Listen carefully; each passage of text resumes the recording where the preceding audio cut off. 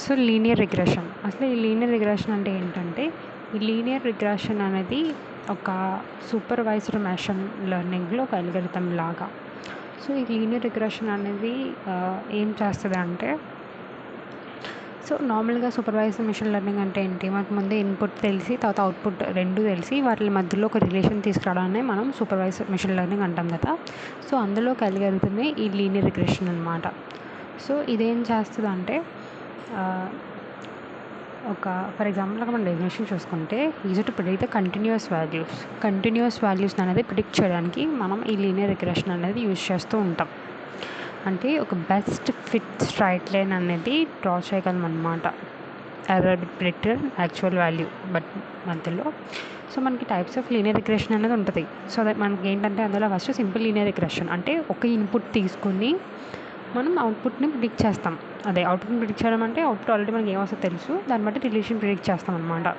So ఒక simple linear రిగ్రెషన్కి వచ్చేటప్పటికి only one input features తీసుకుంటాము. సో దానికి వచ్చేసి y = mx+c అనేది దాని యొక్క, అంటే అదొక ఫార్ములా బట్టి మనం యూజ్ చేస్తాం.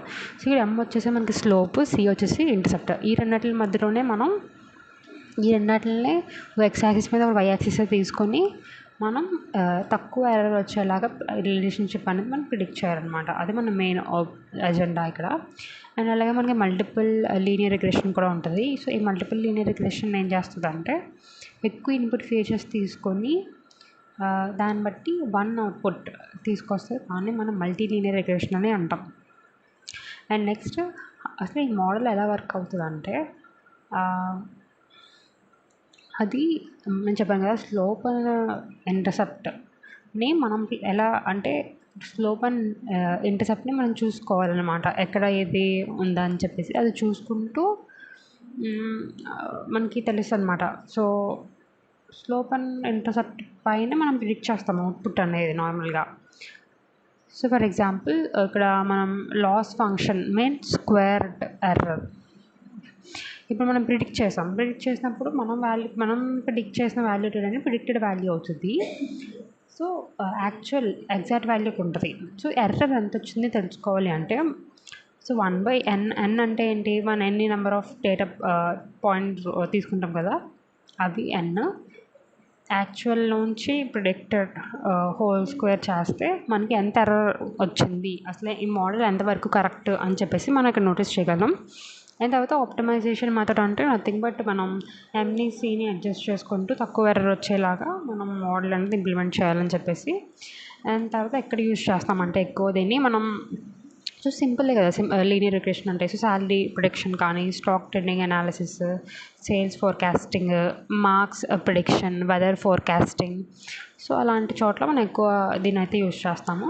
అండ్ తర్వాత అడ్వాంటేజెస్ ఏంటంటే, సింపుల్ అండ్ ఫాస్ట్ అండ్ ఈజీగా ఇంటర్ప్రిట్ అవుతుంది and works well for linear related data. So linear data అయితే, సో లీనియర్ డేటా అంటే ఏంటి, సో మనం ఒక బెస్ట్ ఫిట్ లైన్ అనేది మనం డ్రా చేయగలిగేమో అనుకోండి ఇన్పుట్కి అవుట్పుట్కి, సో దాన్ని లీనియర్ డేటా అంటాం. సో లిమిటేషన్స్ ఏంటంటే, ఇది నాన్ లీనియర్ డేటా. ఇప్పుడు ఫర్ ఎగ్జాంపుల్ మనకు వచ్చేటువంటి ఇన్పుట్ అండ్ అవుట్పుట్లో మనం ఒక స్ట్రైట్ లైన్ డ్రా చేయలేము. సో అలాంటి వాటికి ఒక లిమిటేషన్ అనమాట. అండ్ సెన్సిటివ్ టు అవుట్లయర్స్ అంటే ఏంటంటే, ఫర్ ఎగ్జాంపుల్ ఏదైనా ఒక అందులో ఒక వాల్యూ అనేది ఆడ్గా ఉందంటే అది ఖచ్చితంగా మనకి వచ్చే వాల్యూ ఆన్సర్ ఉంటుంది కదా, టోటల్ అయితే మనకు టోటల్ వాల్యూ మనం ప్రిడిక్ట్ చేసే వాల్యూ మీద ఇది ఖచ్చితంగా ఎఫెక్ట్ అనేది చూపిస్తుంది అనమాట. సో ఒకటి ఆడ్గా ఉన్నా సరే value. And assumes linear relationship, ఇది ఓన్లీ లీనియర్ రిలేషన్షిప్ మాత్రమే అజ్యూమ్ చేస్తుంది. ఓకే, నాన్ లీనియర్ రిలేషన్షిప్ అనేది అజ్యూమ్ చేయదు. అండ్ మనం అక్కడ కోడ్ చూసుకుంటే, కోడ్ కొంచెం లైట్గా ఉంది. సో నెక్స్ట్ టైం నుంచి ఇంకా బాగా పెట్టడానికి ట్రై చేస్తాను. సో ఇక్కడ మనం చూసుకుంటే like import numpy as np. So ఎందుకు అక్కడ మనం ఇదేం కోడ్ అంటే, హౌస్ ప్రిడిక్టింగ్ అంటే predicting price for the houses.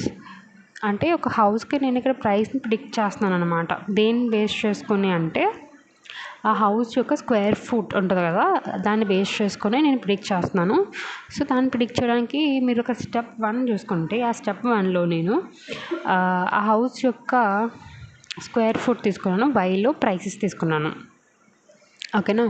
So ఇప్పుడు స్టెప్ 2లో ఏం తీసుకున్నానంటే నా మోడల్ ఏంటి లీనియర్ రిగ్రెషన్ కాబట్టి లీనియర్ రిగ్రెషన్ తీసుకున్నాను. సో తర్వాత ఏం చేసుకున్నాను, మోడల్ డాట్ ఫిట్, నేను ఒక లైన్ ఫిట్ చేయాలి కదా. సో అది x, y.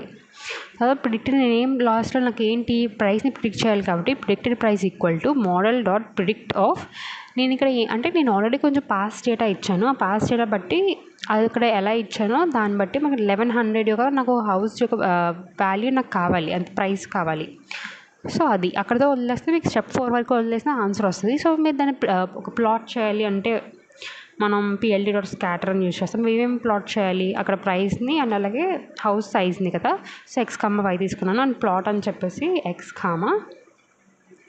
Model dot predict, మనం ఏం ప్రిడిక్ట్ చేస్తున్నాం ఇక్కడ ఎక్స్ని కదా ప్రిడిక్ట్ చేస్తున్నాం. అంటే మనకి ఆ యొక్క వాట్ యు సే దట్ మనం ఇక్కడ ప్రైస్ని అనేది మనం ప్రిడిక్ట్ చేస్తున్నాం దేని మీద, model dot predict of size బట్టి కాబట్టి మోడల్ ప్రిడిక్ట్ ఆఫ్ సైజ్ అని చెప్పేసి ఇంకా x లేబుల్ y లేబుల్ ఇచ్చి pld.show అంటే మనకి అది ప్రింట్ అవుతుంది అనమాట. సో దానికి pld.show యూజ్ చేస్తాము. అండ్ మనం పైన లైబ్రరీస్కి వెళ్తే ఎందుకు లైబ్రరీస్ వాడాము, so first import numpy as MP. నేను numpy ఎందుకు యూజ్ చేస్తాను అంటే న్యూమరికల్ ఆపరేషన్స్ అనేవి ఇక్కడ మనం పర్ఫామ్ చేస్తున్నాం. y = mx + c అనేది ఏంటి ఆ ఈక్వేషన్ బట్టి కదా అంత వస్తుంది. So import numpy as MP అనేది న్యూమరికల్ ఆపరేషన్స్ నేను పెర్ఫామ్ చేస్తున్నాను కాబట్టి అది తీసుకున్నాను.